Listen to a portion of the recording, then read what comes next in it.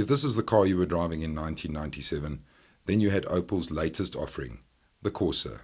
It was small, economical, and cute. It was Opel's answer to Fiat's Uno, Ford's Fiesta, and VW's Golf 1. I bought this one in 1998. It had 6,000 kilometers on the clock, and it was 6 months old. I've driven it for the past 15 years, and now it's time to give some feedback. My initial idea was to own the car for a few years and then upgrade. Then again, I also had big plans of owning a Mercedes Geländewagen, Land Rover 90, BMW 650 Dakar, Harley Davidson. In fact, name it, I probably wanted it. But it didn't work out that way. Instead, I kept the Opel, got married, bought a house, got 3 pets, and more recently became a father to this sweetheart, Emily. Throughout it all, the Corsa has been my mode of transport, and although I love cars, I've never changed it. Now I'm going to tell you why. Firstly, it cannot be the features, because it just doesn't have any. There's no aircon, no power steering, no ABS, no central locking. In fact, it doesn't even have a rev counter.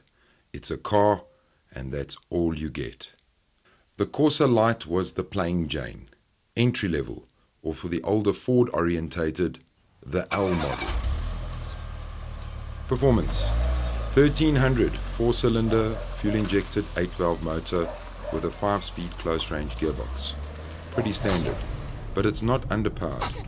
In fact, it performs pretty well. Peppy is the way I would describe it. Good acceleration and torque for town driving, and runs well on the open road. Top speed 158 kilometers per hour. The power to weight ratio is spot on. Road holding and driver comfort? Well, with basic features, driver comfort is compromised. In terms of road holding, I have to compare it to my previous car, this little devil, Alfa Romeo Sud. Not much to look at, but great to drive. And the number one reason for this, loves the corners. And that's what road holding is.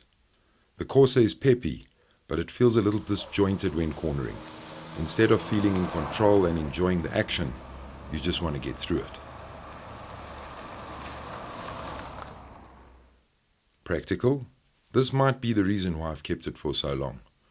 You've got a 5-seater that easily transforms into a panel van with loads of space. A little car ideal from A to B, and at the same time easy enough to jump into and drive to Durban. Reliability. Probably the main reason why people replace cars. This car has never let me down. Although I had to replace the motor at 180,000 kilometers, and I'll just say this quietly, after running low on oil. Economy, the numbers, and they do look good. Fuel consumption, mixed driving, 12 kilometers to the liter, or 8 liters to the 100 kilometers. And that has remained constant throughout its life. Servicing every 15,000 kilometers at a cost of anything from 1,000 to 2,500 rand. A simple engine that's easy to service and repair. Other expenses, tappet cover gasket, a weakness. I had to replace this at every service at around 300 rand. Brakes and tires are cheap and really do last. Rear wheel bearings, I went through 3 sets at about 700 rand each. And then the reconditioned motor, clutch, new radiator. I did the whole lot. I even put in a new battery. It cost at that time 30,000 rand. And I had to replace the water pump at a cost of about 1,200 rand. If you think of 15 years of driving, 240,000 kilometers, you're not going to get it cheaper than that. The car truly lives up to its name, light. My overall impression, it's not a passionate car, but it's a good little car. Sometimes I guess that's all we really need. I think in my case, the Corsa Lite kept making sense, so I kept it.